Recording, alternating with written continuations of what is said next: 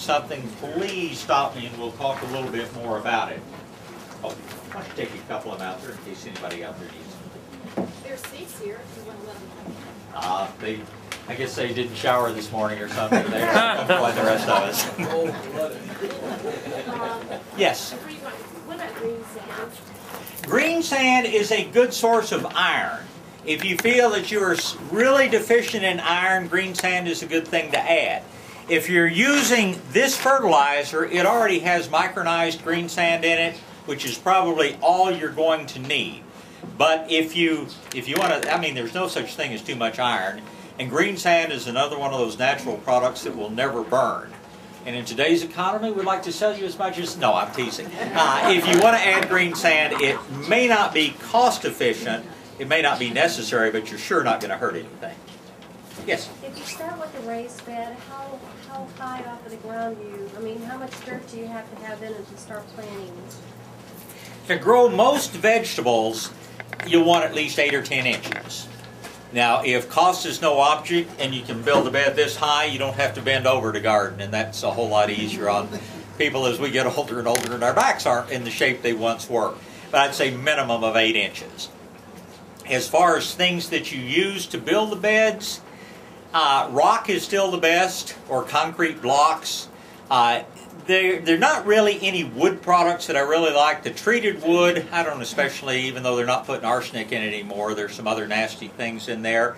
If you wanted to create a raised bed out of a wood-like material, go buy the fake wood that they sell for decks these days. There's one brand they call Trex. There's several of them. But basically they're just plastic and wood fiber made to look like wood. That stuff's great for creating a raised bed, and it'll last virtually forever. And if you know any companies that, sell this stuff or build decks or anything, I mean, one time I needed some short pieces of it for a different greenhouse project, and I went to a lumber yard out in the Bernie area, and the guy said, "Oh, go out by the dumpster." He said, "There are a bunch of 6- and 8-foot pieces. You can have anything you want out there." That's the kind of stuff that won't rot, doesn't have any really nasty chemicals in it, and that's fine to use. I still think rock or something like that looks better, but the artificial deck wood is fine to create a raised bed if you want to do that. Again, if you're not, it's what I call the East Texas look, and I can say that because I was born in Tyler, so don't pick on me. But if you're not real concerned about appearances, as I had a cousin who wasn't once, he would take and stack 4 old used tires in a hole and then fill it up with soil and then plant in the top of it. Now I think some of these big old tractor tires make kind of a neat raised bed. And so yeah, anything like that works fine to create a raised bed. I got 58 of those, Bob. 58 of those tractor tires? Not tractor tires, just truck tires. That's where my tomatoes and squash grow. It's a fine way to create a raised bed. Okay, things, and I'm just going to sort of start on the things that I love growing best, and then we'll sort of fill in with whatever everybody else likes. Broccoli is always a wonderful fall crop, and you want to be careful the varieties that you get on broccoli these days. I say that hoping that everybody has bought the right varieties. The variety of broccoli that I would stay away from that's being very widely sold these days is one which is called Pac-Man. It makes a little bit of good broccoli, but there's a difference in what is grown for commercial production and what we like to grow in our home gardens. The commercial producer is going to produce that one big head, whack it off, and then he's going to throw the plants away and start over. If you get the better broccoli varieties, and probably I think the best one out there right now is called Green Magic, although there's some other good ones. The best of all is called Green Comet, but you simply can't get Green Comet seed anymore. But the thing about the better broccoli varieties is you're going to cut the one big head of broccoli, but then it's going to put on little side shoots that are absolutely delicious. You cut the side shoots, it puts on more side shoots, and you can go on harvesting and eating broccoli for months off of the same plant if you get the same variety. And if you've never grown broccoli, give it a try. It grows really well here. I was foolish enough years ago, shortly after I moved down here, had an old uncle that told me where my ranch, where the garden that I've always gardened in is up in hill country. He said, "Don't bother to grow broccoli, it won't grow here." And I made the mistake of believing him for about 5 years. Then I thought, well, you know, I think I'm a pretty good gardener. I'm going to try growing broccoli. Well, I had broccoli heads literally the size of dinner plates. And I went back to him. His name was Henry. We called him Heine, German for Henry. And said, Heine, why did you tell me broccoli wouldn't grow here? Look at this. And he said, well, I don't like it, so I didn't like it. The funny thing was, though, that once he tasted the broccoli that I grew in the garden, he found out he liked broccoli real well after all. So broccoli grows extremely well here. You know, obviously don't want to plant it too early. You're probably fine to plant broccoli now. We're in the sort of cooling down stages. But plant broccoli and, like I say, you'll harvest. You should be harvesting your original head, should be about so big around. But then don't pull it up because it will produce more and more and more little shoots off to the side. Now, the one thing I always have to tell you about broccoli and the other cole family plants, cabbage, cauliflower, Brussels sprouts. If you got broccoli, you're probably going to have cabbage worms, which are the little green worms that get on there and eat the foliage, and to some extent will get in the heads and eat the heads. This is your BT worm killer, same thing we use on all types of caterpillars. Totally safe for people. If you want to make it a whole lot more effective, when you mix it up, put a tablespoon or two of molasses in the sprayer. Molasses is a microbial stimulant. This is a bacterial product. It just works a whole lot better if you add just a little bit of molasses to it.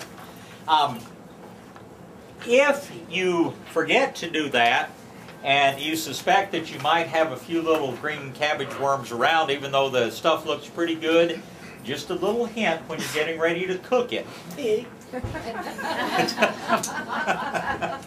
there, done that. Yeah, well, here's how you avoid eating green worms. Fill your sink with salt water. Fill it with water and add a bunch of salt to it.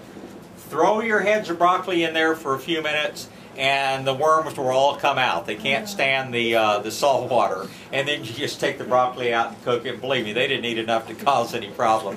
But it's not real appetizing to spear that nice head of broccoli and be looking at a broiled worm down along with it.